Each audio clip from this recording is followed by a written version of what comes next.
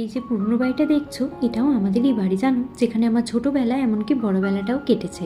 এই তো বিয়ের 2-3 বছর আগেই আমরা দোতলা তুলে ওখানে শিফট হই, কিন্তু তাতে কি হয়েছে, সব স্মৃতি তো এখানেই রয়ে গেছে।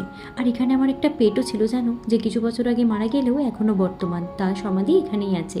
তারপর বাড়ি গিয়ে একটু ব্রেকফাস্ট করে নিয়ে গোপু সোনা আর বাকি সব ঠাকুরদের পুজো দিয়ে নিয়ে আমি সবাইকে বাই বলতে গিয়েছিলাম, কারণ আমার ছুটি তো ফুরিয়ে এসেছিল।